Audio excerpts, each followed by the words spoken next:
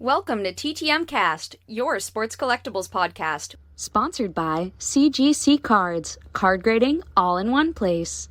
CGC Cards is devoted to expert grading of collectible cards, including TCGs, sports cards, and non-sports cards. And by SportsCollectorsDaily.com.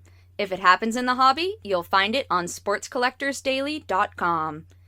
And sponsored by GemRate.com. The latest grading statistic from the 4 major grading companies is just a click away. Visit GemRate.com. It's free. And now, here's our host, Drew Pelto. Hello, everybody. Welcome once again to TTM Cast, your sports collectibles podcast, where we talk all things related to TTM, cards, autographs, collecting, a whole lot more. But anything around all that sort of stuff, that is our main reason for being here. This is Season 6, episode number 18. Coming to you here on May 25th is when this one's getting uploaded. We're recording it on Friday the 24th. And you are listening to a nationally ranked sports collectibles podcast. I am Drew Pelto, coming to you here from North Texas. And we're joined with, back in the co-host seat, it is Troy Rutter here with us once again from Iowa. Troy, good to have you back on after a week off there last week. Yeah, it was a week off, but I was awoken early on Friday morning with tornado warnings. So it's been kind of an active weather situation the last week or so. So we're definitely in cyclone country here. Oh yeah, yep. We get a little bit down here. We're kind of right in the basement of Tornado Alley down here, but fortunately, none that have affected me directly here at our house or anything yet. So that's good. Taking a look at just some sports news before we get going into things here. We've got we're down to the Final Four, both in basketball and hockey right now, and Dallas, the big winner so far here, as they've got teams alive in both those. You got the Stars and the Oilers. Oilers winning Game 1 in double overtime. Panthers and Rangers. It's the Panthers up 1-0 in that series so far, and meanwhile, over on the other end, it's the Mavericks with a 1-0 lead. I believe it's over the Minnesota Timberwolves, and not sure about the Boston and Pacers series there, but if I had to take a guess, Boston's probably up. I mean, I feel like they're going to end up running away with that if they've even started that one yet. So yeah, I gotta stick with the Mavericks for the end of the season. So yeah. So not sure. Well, we'll go over what we've got coming up here this week. My past week has been a little bit slow. I did at least get in an eBay purchase that's about to go right out in the mail here probably tomorrow, and it is the Masanori Murakami rookie card there from 1965 Topps. Picked one of those up on eBay, and I've got some extra Japanese stamps, so I might as well use those for my return there and get that out to him while I've got the moment there to do so, and see about getting that one back. Picked up some 2024 Heritage, which I feel like I may have mentioned a couple weeks ago, but I might not have, but having a little buyer's remorse off of that. I went into Target and figured, all right, you know what, let's take a chance on everything here. So I picked up one regular, just a wax pack, one of the jumbo packs. I think it was a hanger box and a retail box. And, yeah, I mean, the good thing is, I mean, I got probably about half of the base set there, but not a whole lot of stuff in terms of inserts and parallels and all that kind of stuff. Just kind of underwhelming for the most part. So, definitely, lesson learned right there. Just, I'm going to stick to hobby next time if I decide I really want to break something there. So. Yeah, I've had exactly the same experiences lately. It's just nothing. You know, occasionally you get one of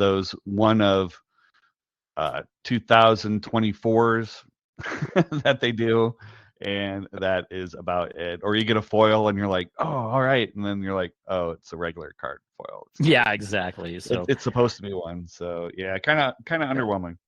Yeah. On the plus side, though, I'm actually going to hopefully, knock on wood, hopefully the rain stays away, or at least all comes through tonight. But supposed to go and see Frisco versus Midland tomorrow over in Frisco there. So A's and Rangers AA squads both going to be playing in that one. So hopefully I'll come back with some stuff to talk about getting signed in person next week. They're also going to have an appearance from Efren Ramirez. He's the actor who played Pedro in the Napoleon Dynamite movies. So hopefully I have some stuff signed by him there as well. And yeah, like I said, hopefully I'll have some stuff to talk about next week there with some in-person graphing. So, Troy, what have you had going on here the last week or two? I'm taking a couple days off coming into holiday weekend, and I'm kind of getting the last few days I've kind of been going through my big box of things that I haven't gotten through for doing videos or return segments or pretty much anything. And I found quite a bit of 2022-23 stuff that I still haven't haven't gone through. And add that to the 2024s. If I do 4 cards per video and 1 video per week, I'd have enough to go to March of next year. So I gotta try to figure out how to disperse those up, and kind of, nobody likes seeing 2022 returns if the address isn't valid anymore. And so just kind of mixing them up. And I don't want to do one big 5-hour video. Yeah, per se, but so that's what I've been going through, and it's been kind of fun going, oh yeah, I remember that, because I had a Dusty Baker last year after the World Series and everything, and some of those that I just kind of forgot that I put in a stack to go through later, and finally I'm getting through those, and it's great to have some free time to do that. Yeah, definitely is.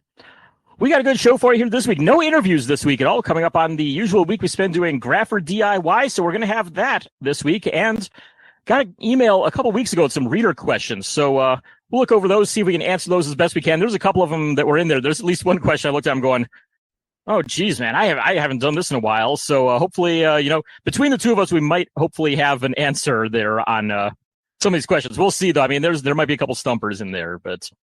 Of course, we've got all of our regular segments going on this week. Before we get into Grapher DIY, it'll be Baker's Dozen, where we cover all of the news from the previous week in sports collectibles.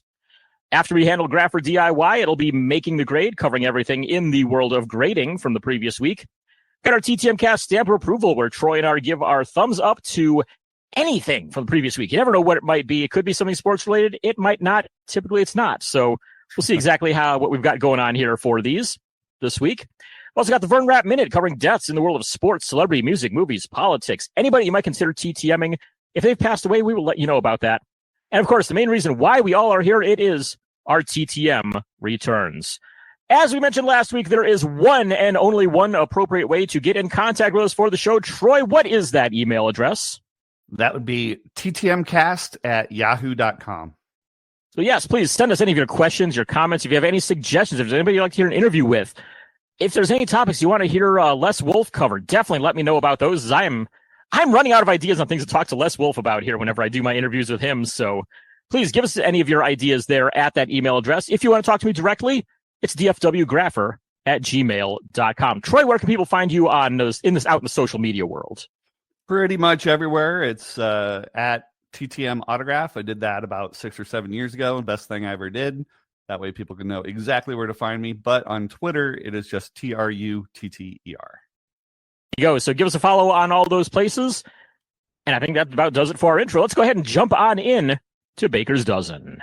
Baker's Dozen, sponsored by SportsCollectorsDaily.com.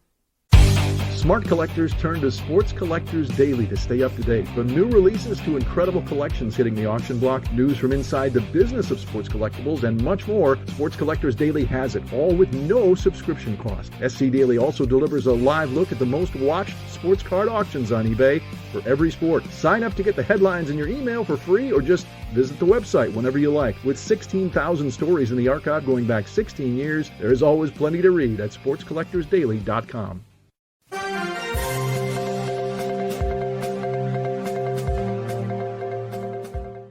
Baker's Dozen is a news summary of all things in the collectibles world. We'll try to cover any big breaking news that we can from the previous week and any upcoming things that are that we feel like highlighting as well. I want to remind you, 5-Star Dynasty, the card game that is created by my friend Amir Kim El Malawani. If you haven't picked that up, make sure you check it out. 5-Star Dynasty game is their Instagram. You can find that at 5stardynasty.com. They may be, I've mentioned before, they may be going through a name change at some point here, but I believe all of those are still applicable if you want to go and check them out. And hey, if you buy one of their sets, make sure you send them a message on Instagram. Let them know you're a TTM Cast listener and that you bought your set, and you might add an extra bonus when those get shipped out. I also want to remind you, I've got my weekly article on SportsCollectorsDaily.com, talk about all things TTM, where I show off any of my successes from the previous week, which fortunately, in my last article, I finally had a couple of them to show off there. I'll have a few this week as well. And in this past one, we talked about TTMing some larger items besides cards. We're going to talk a little bit more about that a little later on here in the show as well. So once again, give it a read, SportsCollectorsDaily.com. Well, in the world of hobby news, a couple weeks ago, we talked about the missing cards that were presumed stolen from a hotel in Strongsville, Ohio, just before the Strongsville show. Well, an arrest has been made in that case here in this previous week. It was just broken by Sports Collectors Daily. There we go, just the other day. Mentioned that 52 of the 54 cards that were missing were recovered in this operation, and Jacob Paxton, a former employee of the hotel, has been arrested in connection with the theft. He apparently attempted to try to sell some of the cards to a local shop, so smart move there by that guy, and they caught him, and he's now facing charges related to that. So good they were able to get all that back, and a little sign that a little further evidence, crime in the hobby does not pay. Yeah, I wonder if the former was before or after he got caught. So yeah, not sure. I'll have to go read that article. Yeah. And some hobby-related litigation continues with Fanatics. They are taking Marvin Harrison Jr. to court for a breach of contract. Now, the company claims that the first-round pick of the Cardinals and his father agreed to a deal, but the Harrisons say that deal does not exist. That's kind of like the Graceland deed that has been in the news the last week or so, with someone trying to steal Graceland there. Does it exist or not? So Harrison will not appear in any Panini products while this whole thing gets sorted out. So again, Fanatics going after, Harrison Jr. Yeah, we just had a product come through that I was working on that had 12 removals of Marvin Harrison Jr. from it, so I had to scramble and get his photo out and a new player put in there for all that. So Panini definitely taking this seriously, as well as Fanatics dealing with the proactive litigation there. Well, food, drink, cards, and a spot to watch live sports all under one roof probably sounds like heaven to most of us that are listening to this, I would think. I mean, when I heard about it, it definitely seemed like it, but if you're in Virginia, you can now get that at a card store called Graybo's in Richmond. Graybo's is opening a new sports bar called Parlay at Graybo's. They just had their official opening this past week. In addition to a card shop and a sports bar, they're going to offer viewing of live breaks on their screens. The shop is in the Scotts Addison neighborhood of Richmond, and you can find out more about it at parlayrva.com. So if you're in Northern Virginia, go and check that out. And signed photos that were used in cards are kind of the highlight of new Heritage Icons photography auctions. So these are the type of photos that you might have seen over the years, such as George Mikan's 48 Bowman rookie card, Autogram's 50 Bowman rookie card, and Willie Mays' 52 Topps card. And they're all photographs that are actually signed that they put on the cards. So all of those cards and all the pictures, the original pictures and photos, are famous ones that are up for bids right now through Heritage Auctions. So if you want to bid or find out more, you can find out at ha.com, and it looks like that will run through June 13th. So there's still time for you, Drew. Yeah, definitely great. That's I'll really have to dig into the bank account there for that one there. So yeah. Well, on a little bit slightly more affordable side of things, autograph tickets for the National are now on sale. We've been talking about all the guests that they've been putting on the list there. Well, they're up to 120 different signers that are going to be at the show. The latest additions are Barry Sanders, Albert Pujols, and Joe Montana. If you're on the VIP pass, if you bought one of those, Carlos Baerga has been added to the list there of the VIP signers. Multi-time American League All-Star second baseman there. You can get more info on everything ticketing related, autograph related for the National at nsccshow.com. And the question of Michael Jordan's true rookie card has come up for discussion again. And that is because PSA and other companies are grading his 84-85 star card, and a PSA 9 sold at auction for, sit down there, Drew, good to see there, $925,000, which beat the record for the highest sale price of a PSA 10 of the infamous 86-87 Fleer. And you might remember that sold for $840,000 just 3 years ago. So quite a bit of a jump for that 84-85. And Darren Ravel has an excellent on the history of this card, the legacy, the confusion, and all that fun stuff on cllct.com.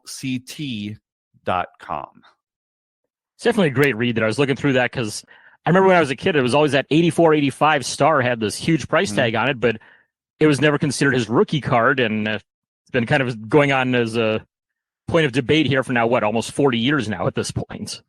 We got some new releases to talk about here as well. A few coming up this coming week here.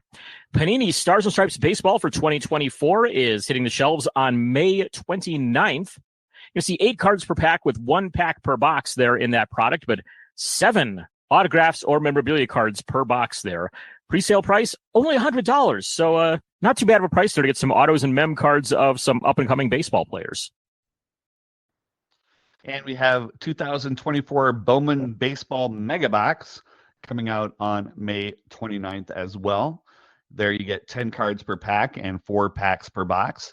And there's also a 2 5-card Mega Chrome packs per box. So put that all together and you get a pretty good deal. The pre-sale price for that is only $60. If you're a basketball fan, we've got the Panini Obsidian basketball set for 23-24, also coming on May 29th. 7 cards per pack with 1 pack per box in there. Quite a nice smattering of cool stuff there, though. You get 2 autographs, 1 memorabilia card, and 2 inserts in every box. Pre-sale price on that, $350. And moving to soccer now, we have the 2023-24 Panini Select EPL Soccer, and that is coming out on May 31st. So that is right around my payday, so I'll have to check that out. There you get 5 cards per pack and 12 packs per box, and they promise 3 autos or memorabilia cards, 7 inserts, and 14 parallels. And the pre-sale price there for the soccer box is $295. If you want a chance to pick up some of these cards at a show nearby, well, we've got 3 of them here that we're going to mention this week that are worth checking out if you're in those areas. Palm Springs. It's going to have the Palm Springs Convention Center show on June 1st through 2nd. $10 admission cost on that. We have some ball players that are there, baseball players. Brett Saberhagen, Dwight Gooden, and Jose Canseco are all going to be there. $49 per item on their autographs. You can find more info and get tickets for those at palmspringscardshow.com. And we have the Santa Clara show June 1st through the 2nd. That is at the Santa Clara Convention Center with a $10 admission.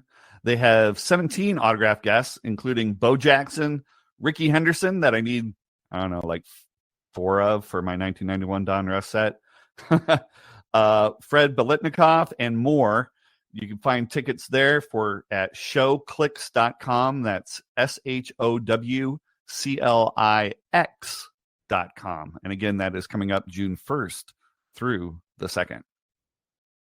Well, if you're in the Midwest, we've got the Orlando Gardens show. Again, that is not Orlando, Florida, but rather Orlando Gardens in St. Louis, Missouri.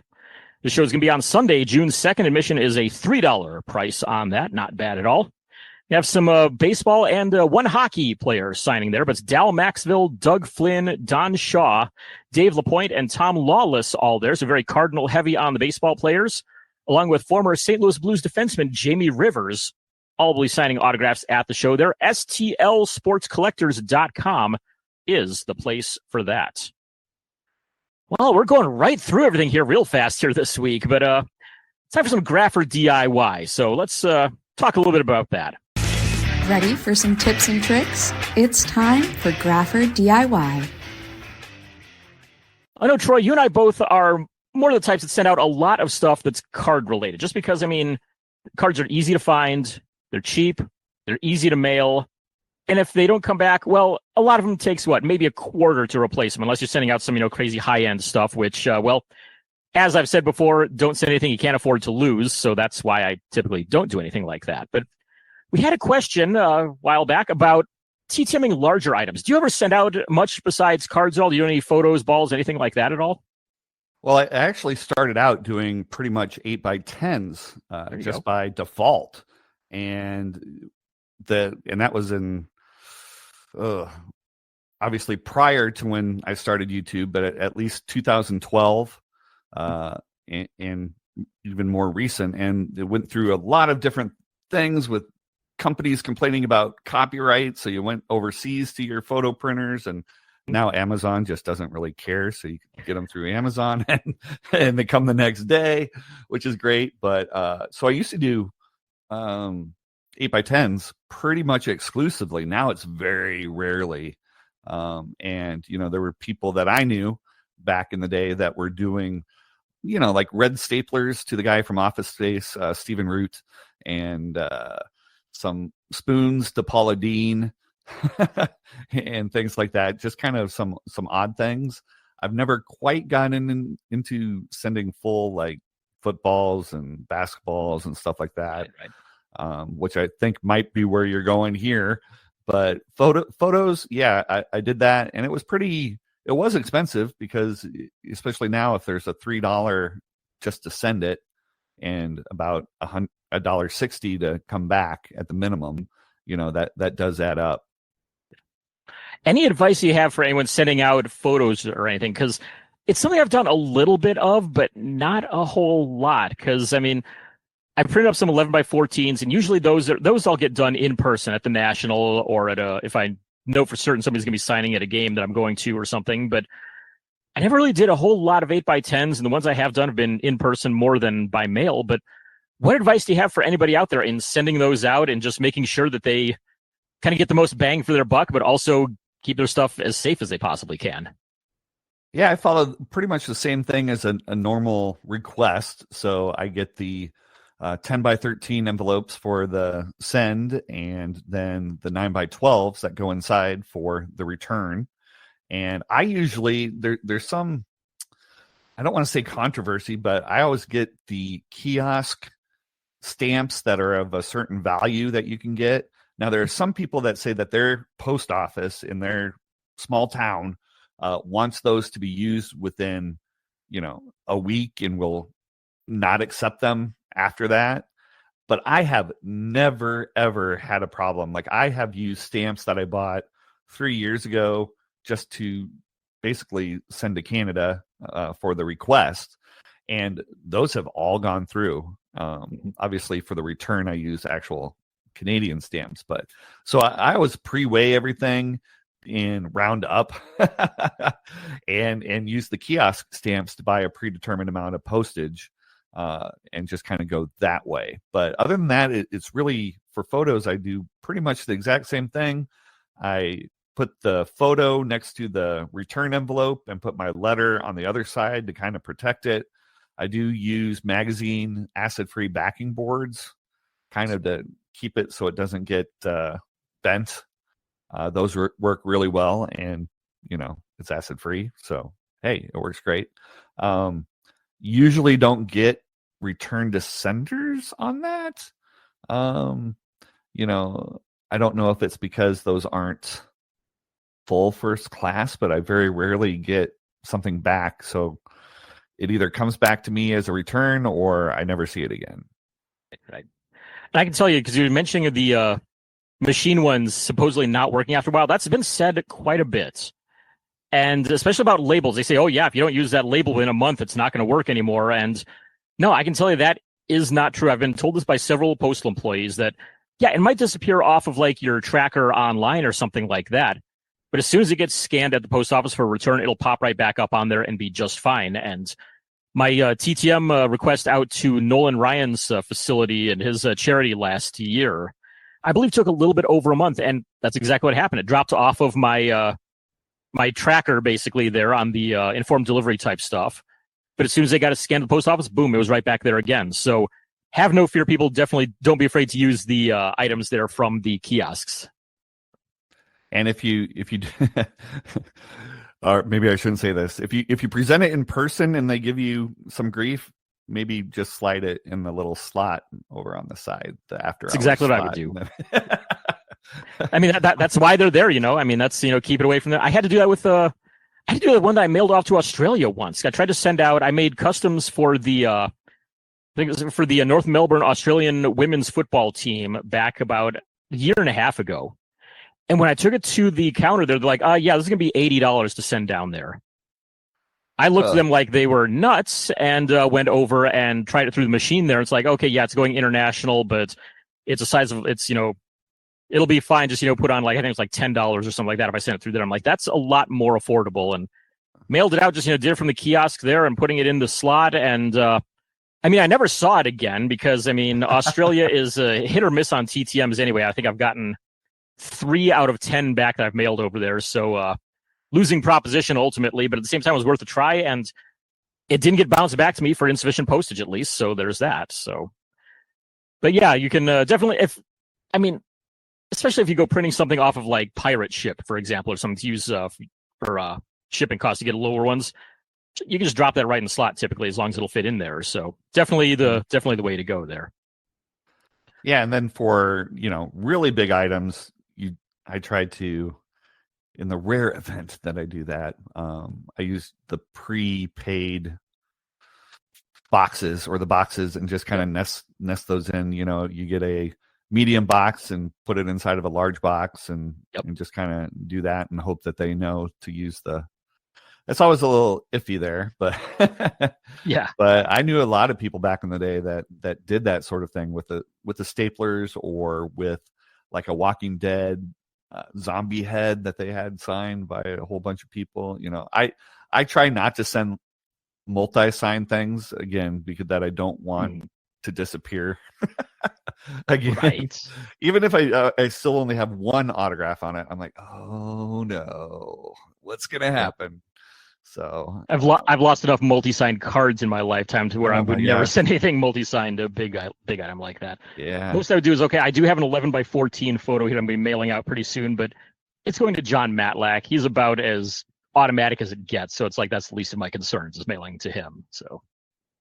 And then I haven't done it myself because I'm not a Pops person, but then I have seen where you can, and we'll probably get an email about this or something, but I've seen that you could actually send the Pops box and not the Pop itself, and fold that and get that into some kind of a envelope or other type of protective thing that you could actually send there. So yeah, I have seen. Even in person. Oh yeah, even in person, I've seen people just carry the box with them. Like when I got Sidney Crosby a few weeks ago, one of the other collectors had a Crosby Pop box and just had him sign that right there and take it back home, put the Pop right back in. You're all set to go on it. So there you go. It's a lot more compact, isn't it? Exactly. So hopefully that helps people out a little bit there on TTMing larger items. Like I said, I wrote an article on it for Sports Collectors Daily this past week. Fortunately, Troy hitting it out of the park right there with a little bit of extra info on there to help things out. But if you want a little bit of, if you want to see what I wrote on that, go and check out sportscollectorsdaily.com, and hopefully you'll have improved success for anybody that's sending out any larger items. So as I was saying, we've got some listener comments to cover as well. We got a email that was forwarded over to me. Once again, you can email any question or comments you have, and we'll try to get to them. But this was from a listener. He had a whole bunch of questions all just put into one. He's a guy who's he says he's had 3 different waves of TTMing in his life. He's on his 3rd one right now. So thanks for coming back to the hobby there. But one of the first ones he asked was, what teams are known to throw away TTM requests during spring training or the regular season?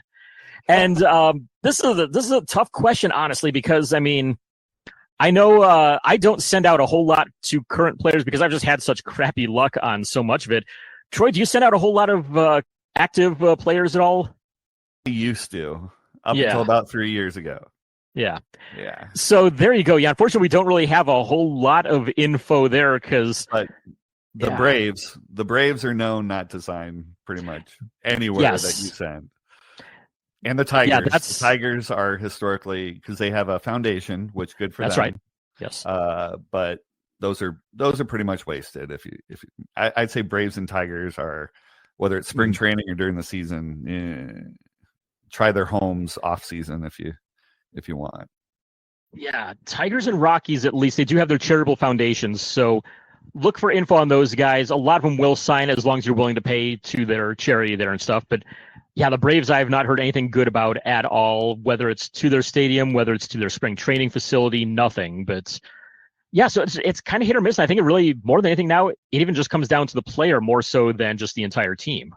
So Yep. But as the person was saying, I was curious if some ballpark employees make fake success posts to SCF or wherever to get people to send a bunch of Spencer Strider rookie cards and then intercept them and sell them. I'm like, God, I hope not. But I will say, I have occasionally seen a couple of fake addresses put up on a couple of sites there, and that kind of goes on to what the next question this person had. They said, what are your thoughts on someone posting on Facebook, for example, posting that a star player agrees to sign cards for $10 each, and attempts to independently verify the address don't show the player owns the place or lives at the address, but 4 people living there with different last names and the property will be available for rent soon, and yada, yada, yada. And it's like, I have seen that happen before because there was actually somebody who was posting up these 2 or 3 addresses all within like a block of each other in a place in Wisconsin and saying that like, oh yeah, that's pro wrestler Rey Mysterio was signing through that one.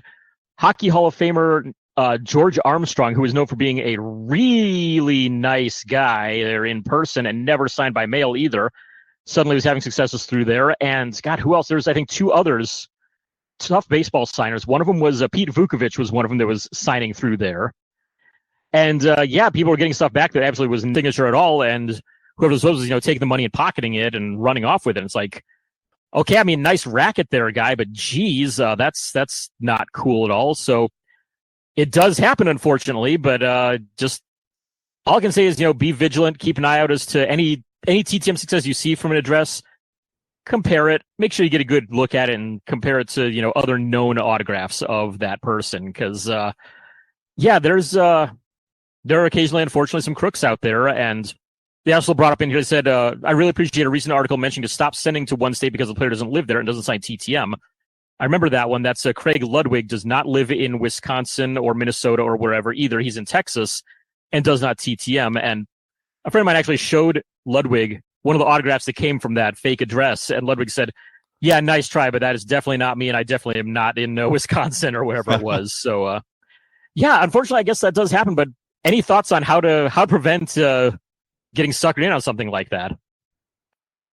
You just have to do your research. If you look at the other addresses, see what you can find out about that particular address, and yeah, it should be easy to at least get your spider sense tingling. Yeah, exactly. On that when you see something like that, But on the flip side, when I was in LA, I met a whole bunch of people, actors and stuff, and I had a PO box that had it was just a regular assortment of actors that I was like, yeah, use my thing for fan mail. And so it was just a PO box in North Hollywood, and it was legit. I just get stuff and I'd give it to them next time I saw them. And to the outsider, it'd be like, how are all these unrelated people at this one? Because I wasn't an agent, but yeah, something you should be able to find some kind of a clue on there, especially if it's a whole bunch of unrelated people and they're not calling themselves an agent or a publicist or something. There's no real, and that would be yet another name on that address of the person that is coordinating that. But I'm sure there are legitimate people that know 5 pro ballers or something that, yeah, I'll hit these people up when you get it, but I would be very hesitant. Yes, exactly. Another question from them is, which glossy cards were tested to accept Sharpie or Lumicolor without prepping? Some late 90s and early 2000s glossy Topps cards seem to eventually become less slick over time. 2023 Topps seems way too slick. 2024 Bowman almost looks not glossy and almost a bit slippery. That just seems to change so much from year to year, because there's sometimes where I get a card signed and it looks fine. And then I'll get another one signed and it'll bubble all over the place. So all I can really say is just, it's better to prep too much than too little on any of these cards. If when in doubt, powder it, eraser it, anything like that. But over time, it just seems like, I don't know, maybe something in the gloss ages or something and helps it stick better. But yeah, any kind of older ones, it just seems like they do a little bit better, even though it feels like it's the exact same gloss. I don't send glossy ones out at all. There you go. After I did some of I think it was 2012 Topps Chrome, and I think I got a Billy Butler, and it was just bubbly as heck. Yep. And a couple of those, and I'm like, oh.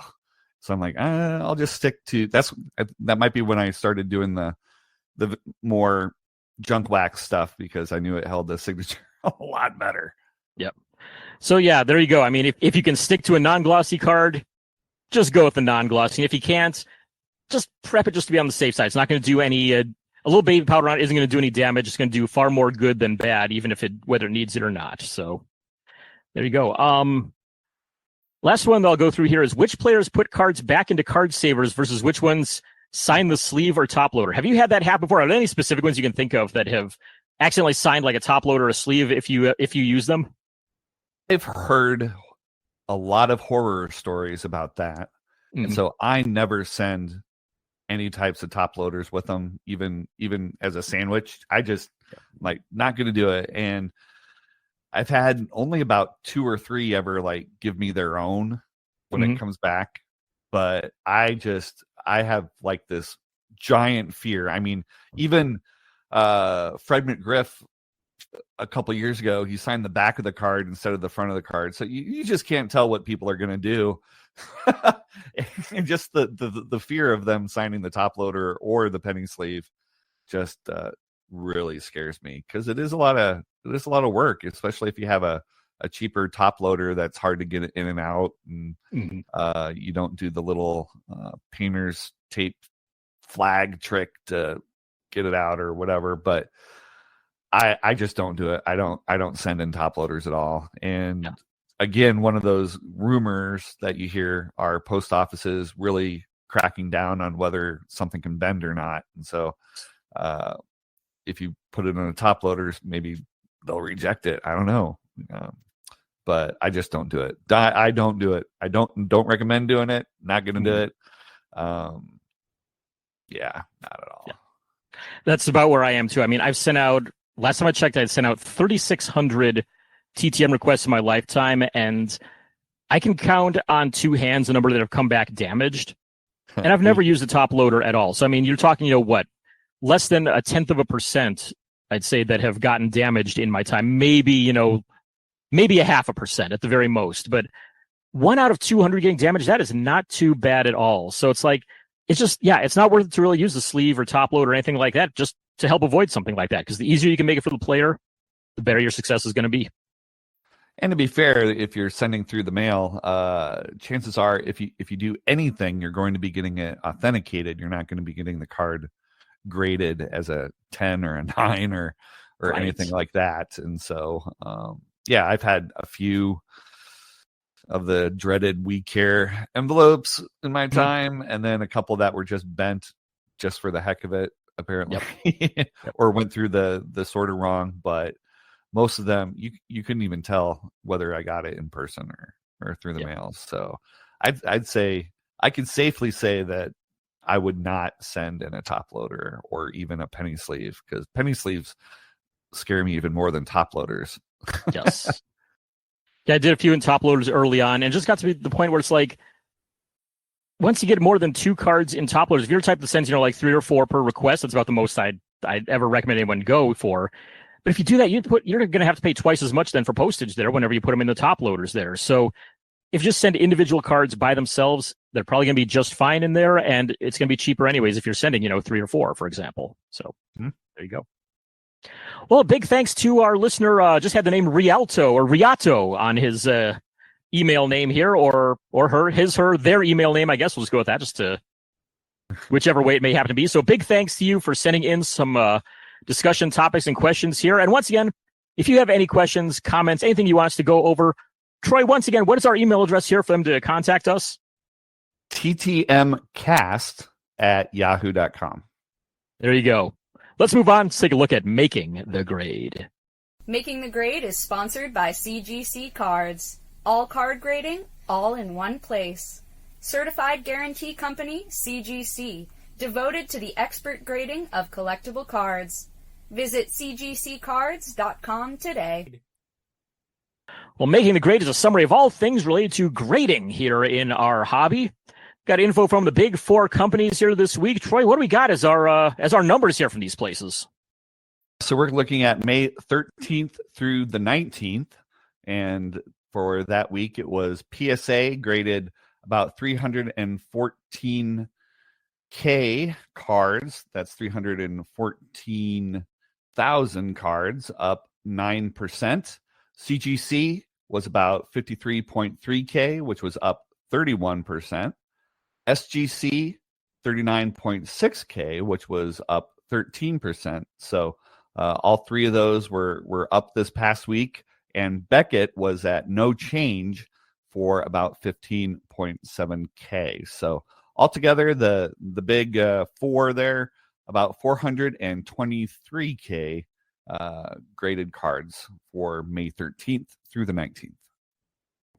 Big thanks to gemrate.com once again for providing those numbers to us. You can follow them at gemrate on Twitter or on Instagram, and they update every day with their daily numbers. They update every week with weekly numbers and once a month with monthly numbers. And, of course, with the yearly numbers as well. It's always fun seeing the numbers at the end of the year from them as to how many cards got graded. So give them a follow there. Once again, that is at gemrate. Right now, we've got the Big Three. This week's Big Three is brought to you by gemrate.com. Whose cards are hot and whose cards are cold this week? Let's find out from our friends at gemrate.com. The Big Three is some numbers that are exclusive to TTM Cast, courtesy of gemrate.com, as they provide us with some of the players that have seen some big increases and big drops in their overall grading numbers. Big Three winners this week. Barry Bonds up 92% in his grading numbers. Not sure the reasoning behind that. I would guess maybe somebody just had a collection to go in and get slabbed there, but he's up 92%. This one's a little bit more obvious. Paul Skeens, he is up 82% as he is now up in the majors and blowing everybody away with these 102-mile-an-hour fastballs. They said that after his first start, he had thrown 9 of the 10 fastest pitchers by a starter during this season, which is absolutely insane. Wow. And we've got rounding out the Big Three here for the week. Derek Lively is up 30% on his grading numbers. Well, despite what you're about to hear, CJ Stroud is still very high on the list of grading volume, but he may have already peaked a bit. His Prism base card down 18% this week. His Prism Silver down 24% this week. And so related to that, Troy, what are our Big Three that are falling for this week? Yeah, I thought I was reading the wrong, or maybe the headings got a little misaligned here. But yeah, CJ Stroud was down 26% overall. So kind of a big fall there. Tiger Woods was down 33%, and Deion Sanders was down 43%. Really a bit of a surprise there on Stroud, but we're out of football season now, I guess. We've got the new draft class will be coming in here pretty soon. We'll be seeing those guys getting graded, but still, they said that he's still among the highest ones just on total volume every week. So interesting to see that, he's still among the top there, but still seeing this 26% drop along with it. So, yeah. Well, once again, a big thanks to gemrate.com for providing these numbers. And remember, the Big Three is exclusive to TTM Cast. So if you want those numbers, keep on tuning in every week. Right now, let's move on to our TTM Cast stamp of approval. I bet you're wondering who earned this week's TTM Cast stamp of approval. Well, the TTM Cast stamp of approval is just a chance for us to give our thumbs up to something from the previous week. Sometimes something collectibles related. A lot of the time it's not, but yeah, it kind of helps, show that, hey, we're not just a bunch of sports geeks, even though, let's be honest, we are. So, Troy, I'll let you take this one first there. So go ahead and give us what you got for your stamp of approval here. Well, I am a sports geek, so I do have something.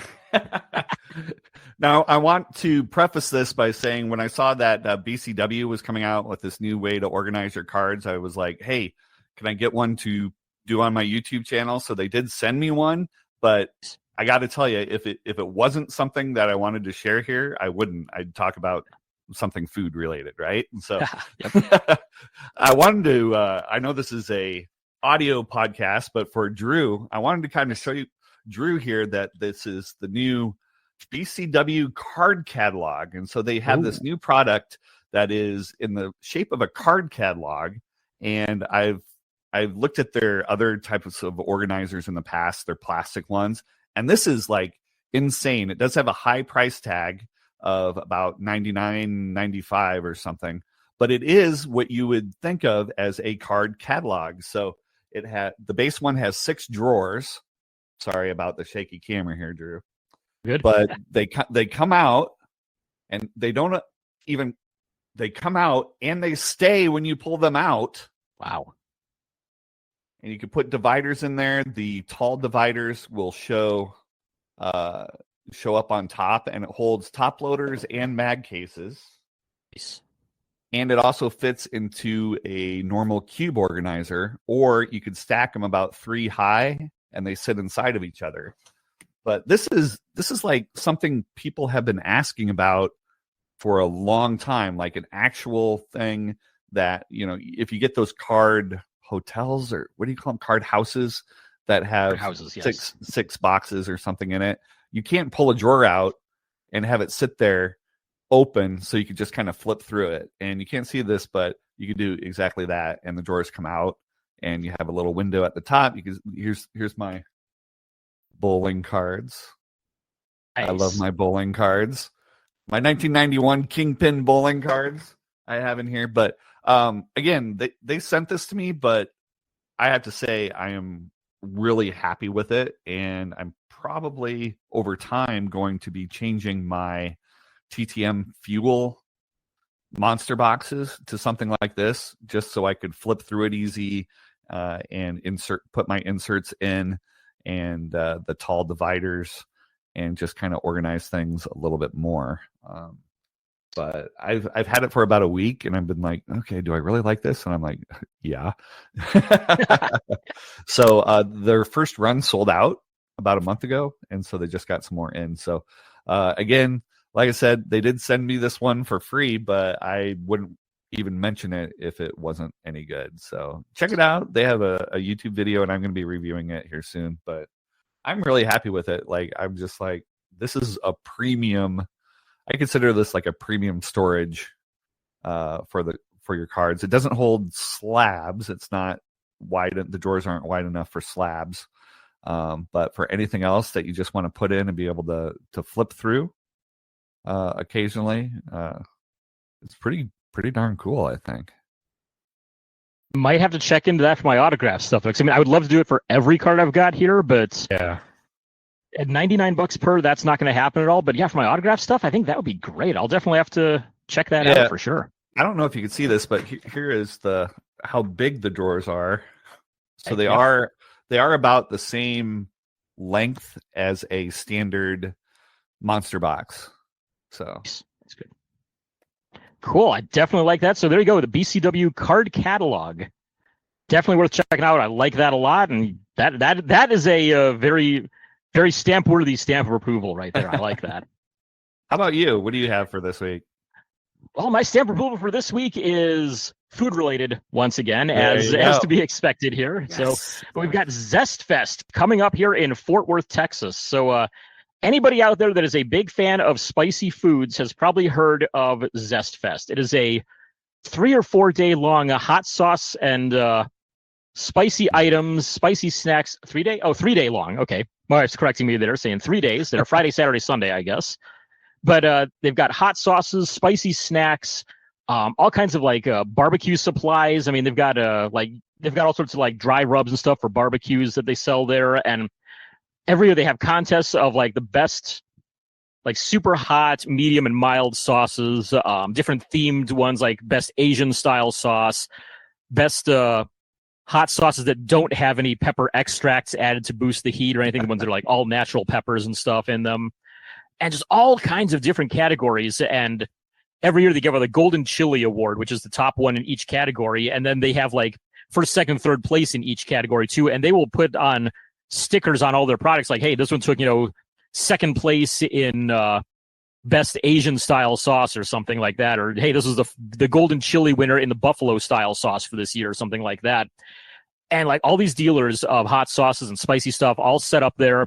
They typically have stuff that you can try out. They might have like just some tortilla chips and sampler bottles of each one so you can try before you buy, basically. And yeah, we get one of those big bottles of Tums tablets there. So I've got those with me, and I'm popping those like candy the entire time there to make sure my stomach doesn't go eating a hole in itself from the hot sauces there. But carton it is of milk? my, what's that? Do you take a carton of milk with you too? Or I'm not a milk drinker. I cannot stand drinking just straight milk for whatever reason. But they do have one of the, I think it's actually one of the power companies here sets up a thing there, and they have free ice cream at there it. you go. So if I absolutely have to, I can go in and get this little cup of vanilla ice cream or something and put out the fire there. That definitely helps a lot. But I love going to it. My wife and I go to it every single year. When she met me, she's like, a little bit of spice is all right. And now she's like, she's not quite wolfing down habaneros with me or anything like that. But I mean, she's at least able to get up to like the medium sauces and stuff without much of a problem there. And goes, oh, hey, I really like this one. And she's got 3 bottles of her own sauces up there and everything now too. So she's gotten hooked on it there. And yeah, anybody who likes anything spicy, get yourself down to Fort Worth, Texas, whenever they happen to have Zest Fest. It's been in Irving the last few years. They moved to Fort Worth this year. Timed it up right there with the Memorial Day holiday this weekend. So if you got the ability to travel for anything like that, and if you like hot sauces, Zest Fest, I highly recommend it. If you're here in the North Texas area, go and check it out. I believe it's at the, what's the center that it's at? The Will Rogers Center. That's right. The Will Rogers Center there in Fort Worth. So my sample for the week is Zest Fest. I should have some hot sauces next week that I'm sure one of those will get my stamp approval next week. So there you go. So that about does it for the stamp approval for this week. Let's take a look now at the Vern Rapp Minutes.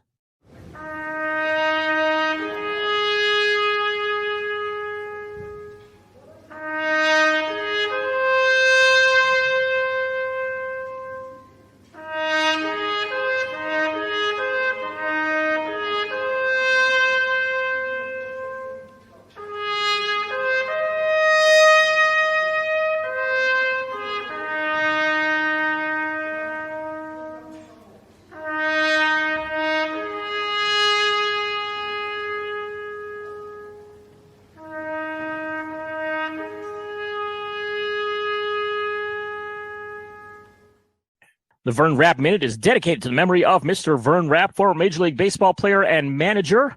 Our show's founder, the late Jeff Baker, tried to mail an autograph request to him, not knowing that he had already passed away. And so we now provide this as a service to TTM collectors out there to let you guys know when a player has passed away, and whether it's somebody from sports, movies, music, politics, anybody like that. If somebody might have considered TTMing, we will let you know if they have passed away. First one we want to mention this week is Kuno Berrigan. Kuno Berrigan was a catcher for the Cubs in 1961 to 1963. He was a .202 career hitter. He hit 1 home run in his career, and it came in his very first at bat. Huh.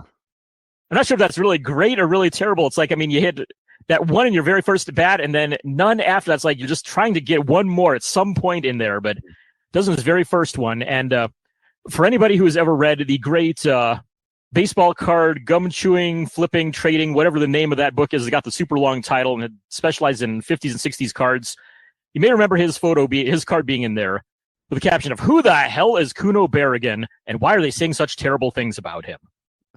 And that is what anytime somebody says Kuno Berrigan, that is exactly the line I think of, just because that was, I mean, it's one of the great random lines in that book there. But Kuno was an excellent TTMer all the way through October of last year. He was 91 years old. And we have John Upham. He was a pitcher and outfielder from 1967 to 68 for the Chicago Cubs. He was an early two-way player. He had 13 at-bats and 8 innings pitched and played in 21 games. So he ended up being a pretty darn good coach up in Canada, and was an excellent TTMer through November. So John Upham was 82 years old. Lost Bob Grant this week. Bob was a linebacker for the Baltimore Colts and the Washington Redskins from 1968 to 71. He was one of the players who integrated the Wake Forest football team when he was in college. I believe it was him and either 2 or 3 other African-American players all joined the team at the same time, played for them before going on to the NFL. Grant had a pick 6 versus the Jets in 1970. It was part of a 29-22 win that the Colts had over the Jets that year, as a little revenge for Super Bowl III, I guess, there, as came back to beat the Jets after the Jets beat them in that one. He also went on to win Super Bowl V with the Colts. He was not a TTMer. Bob Grant was 78 years old. And we have Jim Otto. He played football from 1960 to 74 for the Raiders. He was a 12 times Pro Bowler and a 10 times All-Pro, and a member of the 1980 Hall of Fame. and he is well known for starting 210 games in a row. And that is a pretty good streak no matter what era you played in, especially 1960 to 74. He was an excellent TTMer through about last September. Jim Otto was 86 years old. Especially considering you're playing on the offensive line of the 1960s there. I mean, that was when football was football right there. Nobody was getting through that without injuries. So amazing that he was able to start every single game that long. We also lost Mark Wells this week. Wells was a member of the 1980 U.S. Olympic hockey team. During that 1980 tournament, he had goals against Norway and Romania for Team USA. He later was drafted by the Montreal Canadiens. He actually was drafted by them, I believe, back in 77, but never played a game for them, mostly just played in the minor leagues for his lifetime. He was an excellent TTMer through November. I believe it was a $5 per signature fee that he had there that went toward, I believe it was a charity involving research for a disease that he had been battling his last few years. I can't remember exactly what it was, but I know he'd been battling an illness for quite a while there throughout his life, and unfortunately succumbed to that here this past week at the age of 66. And from the world of Hollywood, we have Morgan Spurlock. Now, he was a documentarian, a producer, and director. And if you don't recognize the name right away, certainly the documentary Super Size Me will definitely let you know who he is. And you could he's done quite a bit as well. So he has Where in the World is Osama bin Laden, Freakonomics, the greatest movie ever sold, and the TV show 30 Days. But obviously, the two Super Size Me documentaries are his most well known. Unknown if he's a TTMer or not. I don't know if I've ever seen anything signed TTM from him, but Morgan Spurlock was 53 years old. Well, that does it for the Vern Rapp Minute there this week. Our thoughts are with you if you lost anyone. And with that being said, let's move on to the main reason why our podcast exists. It is our TTM returns. Was our mailbox full this week? Let's take a look at this week's TTM returns. Well, the good news for me is after a couple of off weeks here, of course, 2 weeks ago I had absolutely nothing. Last week I just had 2 come in. I have doubled that this week to a whole 4 that have come into my mailbox. So, yeah, 2 of them came earlier this week. 2 of them came in today, but we'll just give you a quick recap on those. First one being Steve Foster. This took about a 2-week turnaround on him. Foster was a pitcher for the Cincinnati Reds in the early 90s. Also played with the Cedar Rapids Reds, my birthplace there. Played for them about 5 years after my family left there, but still always cool to get see a Cedar Rapids player there that makes it up to the majors. I signed 4 cards for me, about a 2-week turnaround there. Also got back Ken Houston, Football Hall of Famer, played, of course, for the Houston Oilers. Was a defensive back for them. I believe went on to Washington for a while after that as well. But one of the best players in the Oilers' early history there. Him and Elvin Bethea were probably their 2 best players before Earl Campbell came along. Houston signed his rookie card for me in about a 2-week turnaround as well. $10 fee, if I remember right, on that one. I got 2 more in today. First one being Ryan Sandberg. I mailed 3 of his rookie cards off because I had seen that while he was going through his cancer treatments there, that he was signing like 3 and 4 items per person as long as I paid the $10 fee for him there. So I figured, all right, let's go ahead and get the 3 rookie cards that I don't have signed yet. We'll send those off and sent $40, 3 cards, and said, hey, I know you charge 10 per card. Here's an extra 10. Go have lunch on me or something. Get yourself a coffee, whatever. Donate to a charity. Well, 2 of them came back signed. The third one unsigned. So either way, though, I'm pretty darn happy with it. 'Cause, I mean, I really can't complain about getting 2 Hall of Famer autographs. They're on his rookie card, no less. I mean, there you go. You can try. I know you can see those hopefully on the screen, but did pretty well with those. I mean, it's sent back the Topps one unsigned, but I'll wait a few months. I'll send it out again or something like that. Just, knock everything out there. It's $10 is not that bad for a Hall of Famer. No, not that was about, that was about a little over a week turnaround time on that one. I think I sent it out last Wednesday, if I remember right. And the last one, this is the big one for me. People are going to hear the name that are probably going to go, who? But Lubomir Sekarash.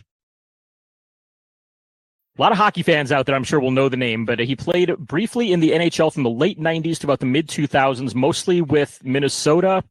He was with Dallas for a little bit, and for some reason, I think maybe Colorado, but I'm not certain on that. I could be completely wrong on that. I could be just making that up for whatever reason. But He is in the 0203 Topps Total hockey set, and I've been working on this set for 21 years now. And now that I've gotten Lubomir Sekerash for it, I am down to needing only 4 out of the 440 cards to finish this thing off. So I'm gradually chipping away at it. It's like a marathon, but it's a marathon where the final quarter mile is up a mountain, over a river of crocodiles, and jumping over a 10-foot fire pit. So hopefully I can knock out a few more of those. Yeah. It's possible, but it's going to be tough. I mean, those last 4 that I have remaining, Espen Knutsen is one of them, and he's in Norway, and I don't have an address on him since he doesn't work with a team there anymore.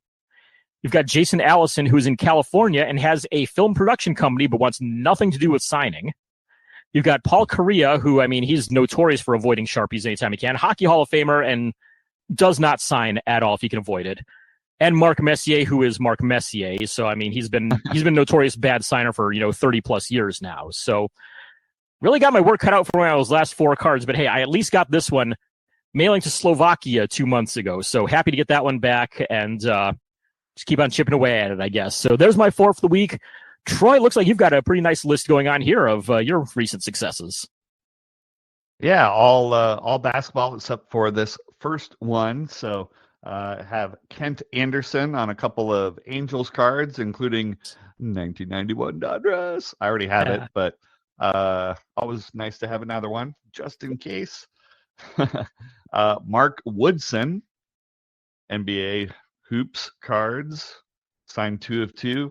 And most of these I'm trying to send 2 of 2 or 2 cards. Randy Whitman, more hoops. Yep. Brian Stith, I only sent 1 and he personalizes. John Sundvold, looks like, nope, didn't personalize, but some of them are kind of hard to see on these dark backgrounds. That's the price for these NBA hoops, is some of them are really dark backgrounds. Yep. Kenny Gaddison, Eddie Johnson, and Eddie Johnson signed 3 of 3. So most of the NBA ones were, I want to say between 30. I didn't put them in my sheet yet, but about 30 to 40 days. And the Kent Anderson was probably from January. So those were all from this year. So still coming in. One thing I did want to make a note of that people are starting to find out is about this time last year is Danny Ainge started signing from Utah. And a lot of people were really excited about that. I got my, I think I might have chosen badly, and I sent his 2 Blue Jays cards instead of basketball cards. But people are trying him again this year, and they're also getting returns unsigned from last year. So I think that window closed. He seems to go, I don't know, 3 to 4 years. Then maybe he'll sign a few and then go off again. But if you're looking to sign, get Danny Ainge to sign something, probably best to hold off now. And if you sent something last year, if you haven't gotten it this past week, that's when I kind of saw across the internet that people were getting them back unsigned. You'll probably get those here in this next week because he's been returning pretty much everything since last year after that short window unsigned this past couple of weeks. He's definitely kind of a streaky signer, and I actually did send him I think I sent him 1 Blue Jays and 1 Celtics one last year because when Topps did their archive set for basketball, they recycled all the old baseball designs. And so they had a 1981 Topps design in there of him with the Celtics. And of course, he was in 81 Topps with the Blue Jays as well. So I'm like, hey, we got to pair those both together. And so I got both those back. So hopefully he will reopen that window again. And if he does, hey, get those Blue Jays ones out to him then and see what you can get. Well, there you go. I think that about does it here for us this week. Troy, any thoughts before we go ahead and sign off this week at all? No, I have the past 2 months, I've put my 100 stamps into my budget, but I haven't sent anything in about 30 days. So need to start breaking open some football that I haven't touched in a while and maybe get back to my baseball. So basketball is done for the foreseeable future, but got a couple of boxes of envelopes, or it almost sounds like that movie. We got a full tank of gas and ready to go. I got a full box of envelopes Nice. and hopefully get those sent out. Cool. Yeah, I'm not sure what I'm going to send out yet. It's been a while since I've sent out a big bulk mailing. I know I've got enough stamps to do probably about 20 or so here, but yeah, we'll see what comes to mind. At the very least, I mean, I'm doing some in-person graphing tomorrow. I'm just mostly looking forward to that right now. So hopefully we'll get that all done tomorrow. We'll have more to talk about next week with that. And yeah, not sure who we're going to have next week. I know I talked to Rich Mueller from Sports Collectors Daily. Hopefully we'll have him on pretty soon for an interview, and maybe we'll have him next week. At the very least, I know we're going to have Clemente Lisi coming up in 2 weeks to talk about all things in hockey as we get started with the Stanley Cup Finals. So once again, Troy, thanks for jumping back on the co-host seat here once again. Good to have you back there on the air with us. And I think that about does it here for us this week. So we're wishing you many happy returns. We'll see you next week on TTM Cast. Everyone, be good.